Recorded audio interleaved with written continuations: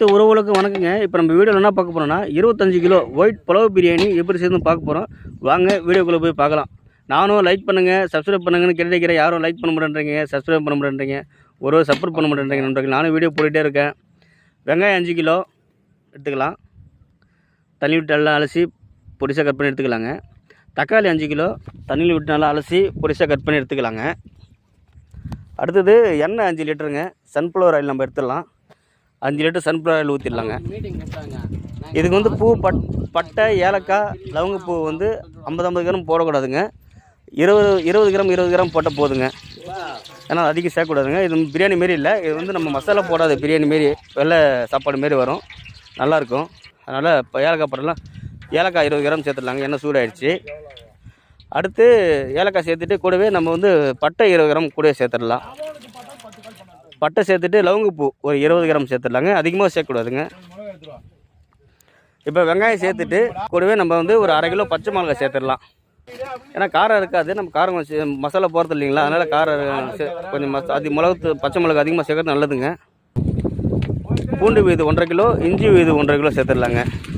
இதுவும் அதிகமாக சேர்க்கக்கூடாதுங்க, கொஞ்சம் சேர்த்த போதுமானது. இப்போ நம்ம தக்காளி சேர்த்துடலாம். 5 கிலோ தக்காளி சேர்த்துடலாங்க. தக்காளி சேர்த்துட்டு நம்ம இதில் எந்த மசாலாவும் போட வேண்டியது இல்லைங்க. அதனால நம்ம தக்காளி சேர்த்த உடனே நம்ம தக்காளி சேர்த்துட்டு தக்காளி நல்லா வணங்கி வந்த உடனே நாம் அளவு தண்ணி வச்சிடலாம் நண்பர்களே. 25 கிலோவுக்கு வந்து நான் 48 லிட்டர் தண்ணி வைக்கிறேன். 48 லிட்டர் தான் தண்ணி வைக்கணும். அதனால் இப்போ நான் 48 லிட்டர் தண்ணி சேர்த்துறேன் நண்பர்களே. தண்ணி சேர்த்துட்டு நம்ம தேவையான அளவு உப்பு சேர்த்துடலாம். உப்பு வந்து அதிகமாக இருக்கக்கூடாதுங்க, கரெக்டாகவும் இருக்கக்கூடாதுங்க. அரை உப்பு தாங்க இருக்கணும். நம்ம மீதி உப்பு வந்து நம்ம செய்கிற கிரேவியில் சேர்த்துடலாங்க. அதனால் நம்ம அரை உப்பு போட்டாலும் போதுங்க. உப்பு பார்த்து போட்டுங்க. உப்பு வந்து கரெக்டாக கம்மியாக இருந்தால் போதுங்க. பாருங்கள் தண்ணி நல்லா கொதி வந்துடுச்சு. இப்போ நம்ம ஊற வச்சு அரிசி சேர்த்துடலாம். ஊற வச்சு அரிசி சேர்த்துட்டு நண்பர்களே ஒரு 2 டைம் கிளறி விட்டுடலாம். கிளறி விட்டுட்டு இப்போ நம்ம புதினா கொத்தமல்லி தண்ணியில் விட்டு கட் பண்ணி அலசிட்டு வச்சுருக்கோம் இல்லைங்களா. இப்போ நம்ம புதினா கொத்தமல்லி வந்து சேர்த்துடலாம். புதினா கொத்தமல்லி சேர்த்துட்டு புதினா கொத்தமல்லியும் நல்லா மிக்ஸ் ஆகிற மாதிரி நல்லா ஒரு டைம் நல்லா கிளறி விட்டுறணும். அப்போ தான் நல்லா புதினா கொத்தமல்லி நல்லா மிக்ஸ் ஆகும் சாப்பாட்டில், நல்லா சூப்பராகவும் இருக்குங்க.